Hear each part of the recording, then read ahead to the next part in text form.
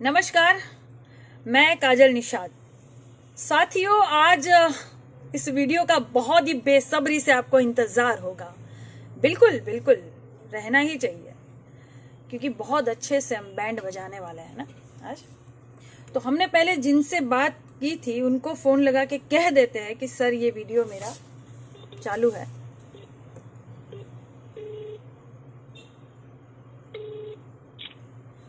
नमस्कार सर, मैं काजल निषाद जी। सर, ये वीडियो जो आज का जिस वीडियो में मेरे पास फोन है, यही वो वीडियो जिससे मैंने बात की थी, आज का वीडियो है। आप इस वीडियो में नीचे कमेंट देखिएगा और ये वीडियो आप देखिएगा कि मैंने इसमें क्या गलत बोला है। ठीक है, धन्यवाद सर। और वो सारे पेपर भी मैं आज इस वीडियो में दिखाऊंगी। Thank you sir, thank you so much.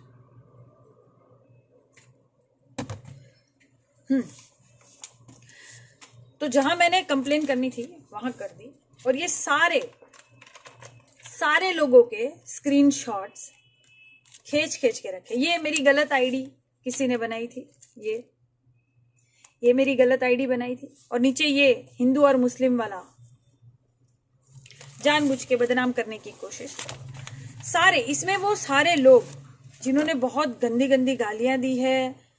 बलात्कार तो कहीं और हो रहा है, यूपी में हो रहा है, तुमको क्या प्रॉब्लम है, तुम्हारा तो नहीं हुआ ना, ऐसी सब जो इसमें लिखी हुई है। अभी क्या है कि हमारे एक अच्छे मित्र ने हमको ये कहा कि मैडम, इनका जो है ना नाम आप अपने वीडियो से मत लीजिएगा, इसीलिए कि ये 2% के जो है ना, उनकी औकात सिर्फ 2% की ही है। ये फालतू में फेमस हो जाएंगे, क्योंकि इनको देश से वैसे भी कोई मतलब नहीं है, महिलाओं से भी कोई मतलब नहीं है, इनको गाली देकर फेमस होना है। ठीक है, लेकिन चिंता मत करिएगा, ये सारा पोती पत्थर जितना भी है, सबके नाम अच्छे से हमने लिख के रखे हैं, अच्छे से स्क्रीनशॉट खींच के रखा है। और अभी जो हमारी बात हुई, बताएंगे नहीं, बाद में बताएंगे जब इनको कॉल आएगा अच्छे से। लेकिन किसी को भी छोड़ेंगे नहीं, किसी को भी नहीं छोड़ा जाएगा, क्योंकि ये बहुत हो गया। क्या होता है कि घर में जब भी जैसे चिपकली आ जाए, चूहा आ जाए, मच्छर आ जाए, कीड़े आ जाए, तो महिला ये नहीं कह देती है कि अरे छोड़िए, जाने दीजिए, बाद में हो जाएगा, ठीक है, एक ही आए ना, 2-4 आए ना, ऐसा नहीं कहती है। महिला झाड़ू उठाती है, झाड़ू उठा के साफ करती अपने घर को। तो कितने लोग कहते हैं अरे जाने दीजिए, ये जो है वो इनको समझ नहीं है, इनको बुद्धि नहीं है, ये तो गोबर है, छोड़ दीजिए। कुछ लोग बोलते तो नहीं भैया, नहीं, इनको छोड़ना नहीं चाहिए। आप 1-2 को छोड़ देंगे, ये 10-12 और पैदा हो जाएंगे। इनकी वही कमर जो है ना, वही तोड़ दीजिए, इनकी मुंडी पे वही पैर रख के मसल दीजिए इनको। क्या है कि ये जो सर्पीले नाग अपने आप को कहते हैं ना, ऐसे नागों को हम ऐसे मफलर लगा घूमते हैं। इनको हम बताना चाहते हैं कि हम कौन है, और ये सोचते हैं कि मैं सिर्फ मोदी जी का ही क्यों नाम लेती हूं। कुछ लोग तो वीडियो बना के जो है सोचते हैं कि बहुत बड़े ज्ञानी। अरे भैया, तुम हमको चौरी चौरा में ढूंढ रहे हो, पहले तो तुम हमको जानते नहीं हो। पहले असली जगह हमको ढूंढो, जहां हम लड़े थे ना, वहां हमको ढूंढो, तब हम तुमसे बात करें ना। तुम्हें हमारे बारे में पता ही नहीं है और तुम हमसे बात करोगे? तो पहले जाके हमारे बारे में पता करो। क्या है कि तुम लोगों को लगता है कि मैं सिर्फ ये सरकार के लिए, ये सरकार के बारे में आवाज उठा रही हूं। मैंने हमेशा जनता के बारे में आवाज उठाई है, चाहे सरकार किसी की भी रहे। कल मैं अपना फेसबुक का पूरा प्रोफाइल अपना देख रही थी। आपने देखा ही क्या है मेरे बारे में? आप जानते ही क्या हो मेरे बारे में? आप पीछे जाके देखिए। मैं क्योंकि कवित्री हूं, मैं लिखती भी थी, पहले मैं लिखती थी, अब मैं वीडियो बनाती हूं। आगे हो सकता है कि मैं सड़क पर भी उतरूं जनता के लिए, भारत के लिए। जहां मुझे गंदगी दिखेगी मैं वहां उतरूंगी। मैंने कविताएं कुछ लिखी थी अपनी, आपने देखा है। मोदी की सरकार नहीं थी, मोदी की सरकार नहीं थी। और भक्तों, तुम्हारी कसम तुम मर जाओ, मुझे कोई फर्क नहीं पड़ता, तुम्हारी कसम, लेकिन मैंने मोदी जी का नाम भी नहीं लिया था। ठीक है, ये मेरी कविताएं हैं। देखो, मेरा भारत महान, ये देखो, ये डेट, तब मोदी जी नहीं थे, तब मोदी जी नहीं थे, लेकिन मैं भारत के लिए हमेशा आवाज उठाती हूँ। तब मैंने लिखा था कि देश प्रेमी के मुंह पे नकाब नहीं होता, भारत को मां समझने वाला कभी बर्बाद नहीं होता, वीर क्रांतिकारियों सा जज्बा रखो यारो, क्योंकि सिर्फ नारे लगाने से देश आजाद नहीं होता। देश के बारे में आवाज उठानी भी पड़ती है, चाहे आपकी ही सरकार क्यों ना हो। देश में कहीं कुछ गलत हो रहा है तो आवाज उठाइए, अपने जमीर को मत बेचिए, मैं यही कहती हूँ। और आगे सुनिए। और जो आप कहते हो ना कि हिंदू मुस्लिम करते हो, आप ये सोचते हो कि सिर्फ मुसलमान ही आतंकवादी हो सकता है, तो भैया ऐसा नहीं है, ऐसा नहीं है। विकास दुबे मुसलमान नहीं था, प्रज्ञा ठाकुर मुसलमान नहीं है, लेकिन वो आतंकवादी है। आतंकवादी जो होता है ना, वो सिर्फ आतंकवादी होता है, न हिंदू होता है न मुसलमान होता है, वो आतंकवादी होता है। आतंकवादी से आप लड़िए, आप हिंदू मुसलमान से मत लड़िए। मैंने भी लिखा है आतंकवादी के ऊपर, तो मैंने भी लिखा है, क्योंकि वो कोई जाति धर्म का नहीं होता। कुछ लोग खराब हो सकते हैं, लेकिन उससे आप पूरी कौम को बदनाम नहीं कर सकते। पूरी कौम बदनाम नहीं हो सकती। अगर विकास दुबे आतंकवादी था तो पूरे हिंदू आतंकवादी नहीं है, और कसाब अगर मुसलमान आतंकवादी था तो सारे मुसलमान को भी आप दोष नहीं दे सकते, क्योंकि आतंकवादी ही आतंकवादी होता है। वो कोई धर्म कोई मजहब का नहीं होता, वो सिर्फ बर्बाद करना जानता है। उनकी गोली जो निकलती है, उनका बम जो निकलता है, वो किसी जाति धर्म पूछ के नहीं मारता है भैया, वो सिर्फ आतंकवादी होते हैं। तो ये जो मुखटा आप पहनाते हो ना कि हिंदू मुसलमान, ये करना छोड़ दीजिए। मैं पहले ही बोलती हूँ कि ये मत करिए। सिर्फ भारत को देखिए, भारतवासी है, सारे भारतवासी है, समझे। सुनिए, अभी मैंने तभी लिखा था, तभी भी मोदी जी नहीं थे, भक्तों आपकी कसम मोदी जी नहीं थे तब। सुनिए, जब कोई आतंकवाद में घायल होता है, मारा जाता है, एक आम आदमी की पीड़ा मैंने बयां की है। एक आम आदमी कह रहा है कि क्यों मुझे जीने नहीं देता ये आतंकवाद, क्या बिगाड़ा है मैंने उसका, क्या गुनाह हुआ है मुझसे। मेरी माँ के कुछ सपने हैं, मेरी बहन के कुछ अरमान हैं, मेरे कंधों की कुछ जिम्मेदारियां मुझे पूरी करनी है। क्यों बार बार अनाथ कर जाता है ये आतंकवाद। घर से निकलता हूं तो सोचता हूं कि आज पिताजी के कंधों की जिम्मेदारियां उठा लूंगा। घर से निकलता हूं तो सोचता हूं कि आज पिताजी के कंधों की जिम्मेदारियां उठा लूंगा। मुझे क्या पता कि आज पिताजी को मेरी अर्थी का बोझ उठाना पड़ेगा। क्यों मेरे माँ बाप की आंखों को रुला देता है ये आतंकवाद। मुझे मारकर कौन सी जन्नत पाएगा ये, जबकि ऊपर वाले की रूह को भी रुला देता है ये आतंकवाद। ये मैंने लिखी कविता आपको नहीं समझ में आई क्या? जानते हो मेरे बारे में?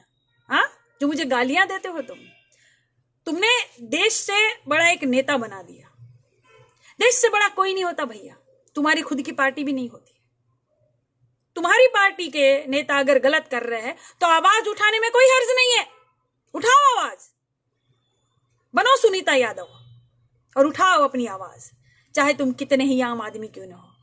तुम्हारी आवाज बुलंद करो, जहां गलत हो रहा है वहां आवाज उठाओ। तुम क्यों आपने डॉक्टर कफील को सिर्फ इसलिए बंद रखा है कि वो मुसलमान है, पर आपने ये नहीं देखा कि अभी कोरोना का संकट चल रहा है तो डॉक्टरों की जरूरत है, जितनी ज्यादा हो सके उतनी। आज के पेपर भी आप पढ़िए ना, आज का पेपर भी आप पढ़िए तो कितने सारे डॉक्टर जो है, 11 डॉक्टर और 7 नर्स आज भी संक्रमित हो गए। एक ही शहर की खबर है ये। तो डॉक्टरों की ज्यादा जरूरत है। डॉक्टरों के लिए आप आवाज उठाइए, चाहे हिंदू हो चाहे मुसलमान हो, क्या फर्क पड़ता है। जनता की सेवा करेगा ना। अभी ज्यादा जनता को उन्हीं की जरूरत है, ऐसे गाली देने वाले कपूतों की जरूरत नहीं है हमें। मैंने पहले ही बोला। आगे तुम्हें लगता है कि मैं सिर्फ मोदी जी को ही निशाना साधती हूँ। ये देखो, ये कब की है मेरी कविता, ये देखो। मोदी जी नहीं थे तब, मोदी जी नहीं थे, तुम्हारी कसम, मैंने पहले ही कहा।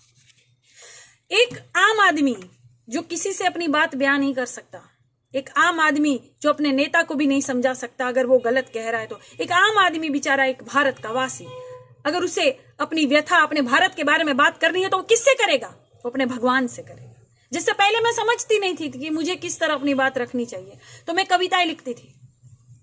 अब मैं वीडियो बनाती हूँ और मैंने कहा हो सकता है कि मैं अपने भारत के लिए, अब मुझे और बर्बादी दिखे और भारत के लिए, तो मैं अपने सड़कों पे भी उतरूंगी, मैं उतरूंगी।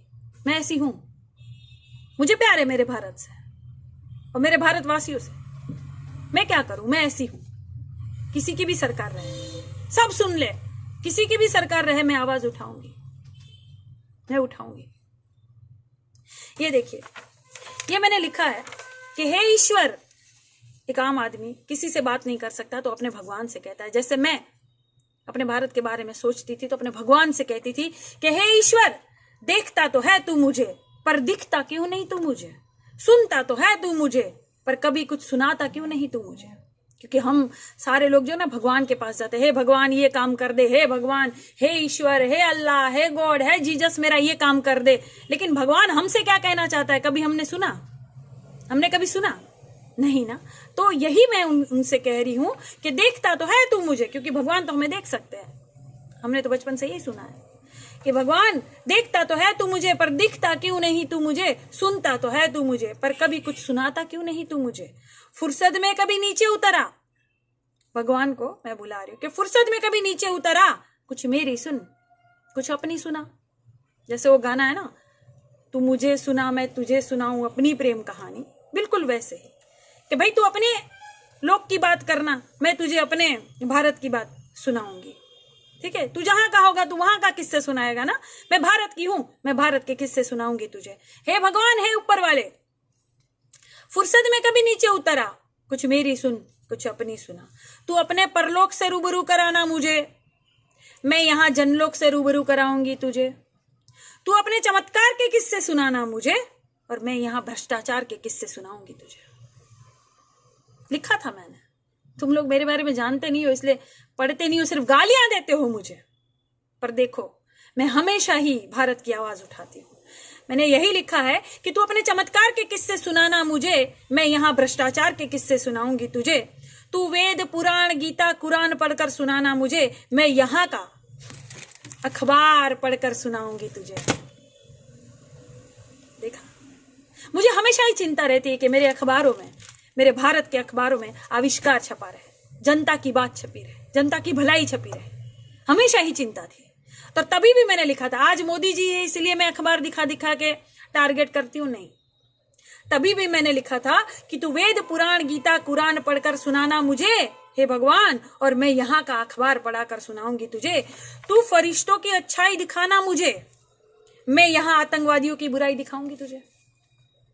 आतंकवाद आतंकवाद होता है, किसी धर्म के साथ उसको मत जोड़िए। आगे मैंने लिखा है, तू मन की ताकत दिखाना मुझे, और मैं यहां धन की ताकत दिखा दूंगी तुझे। यहां तो भाई जिसके पास धन है वही सब कुछ है। भारत और भारत की जनता से किसी को क्या लेना देना, गरीबों से किसी को क्या लेना देना। इसलिए मैंने लिखा है, भगवान तू मन की ताकत दिखाना मुझे, मैं यहां धन की ताकत दिखाऊंगी तुझे। तू लक्ष्मी मूर्ति की माया दिखाना मुझे, मैं मायावती की मूर्ति और लक्ष्मी दिखाऊंगी तुझे। क्या लिखा मैंने? मायावती जी का नाम लिया, मोदी जी का नहीं। आपको जहां जो गलत लगे आप आवाज उठाइए, लेकिन तुम तो एकदम चमचे हो गए हो, एकदम भक्त में भक्ति में लीन हो गए हो, एकदम गोबर हो गए हो। तुम्हें ये दिखाई नहीं देता कि हमारा नेता गलत हो तो हमें आवाज उठाना चाहिए, और तुम्हारे नेता से कोई सवाल पूछेगा तो तुम गाली दोगे। तुम्हें नहीं छोड़ेंगे, तुम्हें नहीं छोड़ेंगे बेटा, रुको। सबके इसमें जो है ना, इसके सबके नाम भी है और कुछ लोगों के तो नंबर भी है। तुम आओगे एक दिन मेरे सामने और तुम्हारा क्या हश्र करूंगी ये मैं वीडियो में, लाइव वीडियो में आके सबको बताऊंगी कि तुमने टारगेट क्यों किया, क्यों किसी को टारगेट करोगे। मैंने तुम्हारा नाम लिया। ठीक है, आगे सुनो। मैंने भगवान से कहा कि तू अप्सराओं का रूप दिखाना मुझे, मैं प्लास्टिक सर्जरी का दवाखाना और ब्यूटी पार्लर का कारखाना दिखाऊंगी तुझे। भगवान तू अपनी अप्सराओं का जो रूप है वो दिखाना मुझे, लेकिन मैं यहाँ नकली दुनिया भी दिखा दूंगी, जो ब्यूटी पार्लर में बहुत सुंदर बन जाते हैं। जैसे मैं देखिए ऐसी आम दिख रही हूँ, लेकिन अभी मैं ब्यूटी पार्लर जाऊं, आईब्रो करा के मेकअप करूं तो मैं भी एकदम सुंदर अप्सरा जैसी दिखूंगी, है ना। पहले के मोदी जी को देखिए, अब के मोदी जी को देखिए। बेटा काजू के आटे की रोटी खा रहे हो, मशरूम खा रहे हो मोदी जी, एकदम लाल लाल हो गए हो आप तो। मोदी जी ओफो जलवे आपके। हाँ पहले के आप देखिए कैसे लगते थे आप, और अभी योगा करके एकदम तगड़े हो गए आप। यही मुझे गलत लगता है, यही मुझे गलत लगता है। योगा करने वाला कैसा होता है इंसान? रामदेव जैसा होता है। रामदेव व्यापारी है, उसका कोरोनिल का तो पता नहीं क्या हुआ रे रामदेव बाबा। कोरोनिल किसको खिलाई आपने? आई नहीं यहाँ भारत के मार्केट में। ठीक है वो आदमी वहां गलत है, लेकिन योगा, हाँ योगा वो करता है।